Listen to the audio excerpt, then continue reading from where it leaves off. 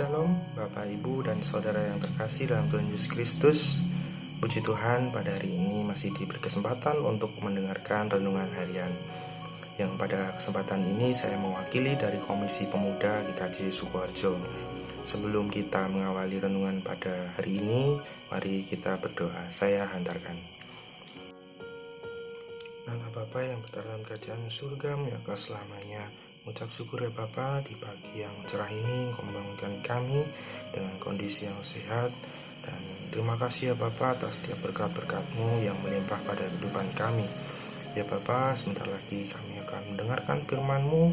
Kiranya hamba-Mu ini yang akan menyampaikan, Kau berikan kebijaksanaan ya Tuhan. Dan firman yang disampaikan pada pagi hari ini dapat kami terima dan kami laksanakan di kehidupan kami sehari-hari ya Tuhan. Terima kasih ya Tuhan, hanya di dalam nama Tuhan Yesus Kristus kami telah berdoa dan mengucap syukur. Amin. Bapak, Ibu, dan Saudara yang terkasih dalam Tuhan Yesus Kristus, renungan pada hari ini diberi tema dengan bahagia dalam derita, yang terambil dari bacaan kitab Kisah Para Rasul 5 ayat yang 33 sampai 42 yang begini bunyinya. Mendengar perkataan itu sangatlah tertusuk hati mereka dan mereka bermaksud membunuh rasul-rasul itu. Tetapi seorang Farisi dalam mahkamah agama itu yang bernama Gamaliel, seorang ahli Taurat yang sangat dihormati seluruh orang banyak, bangkit dan meminta supaya orang-orang itu disuruh keluar sebentar. Sesudah itu ia berkata kepada sidang, "Hai orang-orang Israel, pertimbangkanlah baik-baik apa yang hendak kamu perbuat terhadap orang-orang ini. Sebab dahulu telah muncul Teudas yang mengaku dirinya seorang istimewa dan ia mempunyai kira-kira 400 orang pengikut. Tetapi ia dibunuh dan dicerai-cerailah seluruh pengikutnya dan lenyap. Sesudah dia pada waktu pendaftaran penduduk, muncullah si Yudas, seorang Galilea. Ia menyeret banyak orang di dalam pemberontakannya, tapi ia juga tewas dan cerai-berailah seluruh pengikutnya. Karena itu aku berkata kepadamu, janganlah bertindak terhadap orang-orang ini, biarkanlah mereka. Sebab jika maksud dan perbuatan mereka berasal dari manusia, tentu akan lenyap. Tetapi kalau berasal dari Allah, kamu tidak akan dapat melenyapkan orang-orang ini. Mungkin ternyata juga nanti bahwa kamu melawan Allah." Nasihat itu diterima. Mereka memanggil rasul-rasul itu, lalu menyesah mereka dan melarang mereka mengajar dalam nama Yesus. Sesudah itu mereka dilepaskan. Rasul-rasul itu meninggalkan sidang mahkamah agama dengan gembira, karena mereka telah dianggap layak menderita penghinaan oleh karena nama Yesus. Dan setiap hari mereka melanjutkan pengajaran mereka di bait Allah dan di rumah-rumah orang yang memberitakan Injil tentang Yesus yang adalah Mesias. Berbahagialah orang yang mendengarkan firman dan menjalankan di kehidupannya sehari-hari. Amin. Bapak, Ibu, dan Saudara yang terkasih dalam Tuhan Yesus Kristus, bergembira ketika sesuatu yang menyenangkan terjadi dalam kehidupan kita adalah hal yang lumrah. Namun bergembira ketika sedang mengalami peristiwa menyedihkan, tidak semua orang bisa melakukannya. Bahkan banyak orang berusaha mengejar kebahagiaan dengan berbagai cara. Apalagi dunia ini menawarkan banyak hal yang seolah-olah menjanjikan kebahagiaan. Di tengah situasi demikian yang pada pandemi seperti ini, panggilan untuk hidup menderita dalam Kristus menjumpai tantangan yang luar biasa besar.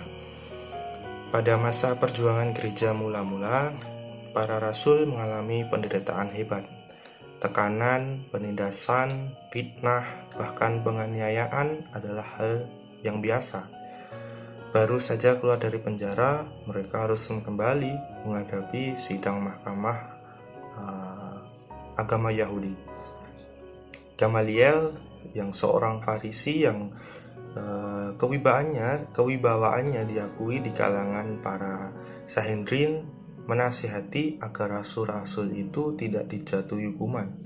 Nasihatnya, tunggu dan lihat, waktu akan membuktikan apakah pekerjaan mereka benar-benar berasal dari Allah. Jika tidak, para rasul dan pengikutnya akan lenyap dengan sendirinya. Secara manusiawi, mereka menghadapi situasi dan penderitaan yang semakin berat. Namun Allah meneguhkan mereka dengan selalu menyertai dan menolong secara ajaib. Bapak, Ibu dan saudara yang terkasih dalam Tuhan Yesus Kristus, seiring berjalannya waktu, iman kita akan teruji oleh berbagai macam pergumulan dan pencobaan. Keberanian untuk tetap hidup dalam kekudusan dan kebenaran bisa membuat kita terasing dari cara pandang dunia ini. Semakin ingin hidup sesuai kehendak Allah, semakin besar pula peluang untuk menderita. Namun, beranikah kita menanggung semua itu? Seperti para rasul, penyertaan Roh Kudus meneguhkan kita untuk menghadapi tantangan. Keteladanan Tuhan Yesus Kristus menginspirasi kita untuk berani menderita. Karena di balik penderitaan demi nama Kristus ada pengharapan yang akan kehidupan kekal. Sehingga penderitaan karena Kristus merupakan sumber sukacita yang sejati. Lagi pula, Tuhan tidak akan meninggalkan dan membiarkan kita berjuang seorang diri. Ia pasti akan menyertai kita. Dan untuk penutupnya, menderita karena Kristus menjadi sumber sukacita bagi mereka yang melihat hidup ini sebagai perjuangan memikul salib untuk memenangkan pertandingan iman. Amin. Begitulah Bapak, Ibu, dan saudara yang terkasih, renungan pada hari ini yang dapat saya sampaikan. Untuk menutupnya, mari kita tutup dengan doa. Tuhan Yesus, sungguh mengucap syukur ya Tuhan atas firman-Mu yang sungguh indah pada hari ini ya Tuhan. Kiranya firman-Mu dapat kami terapkan dalam kehidupan sehari-hari di tengah kondisi pandemi COVID-19 ini ya Tuhan. Engkau tetap menguatkan kami dan Engkau tetap menguatkan seluruh keluarga kami dan orang-orang yang kami cintai.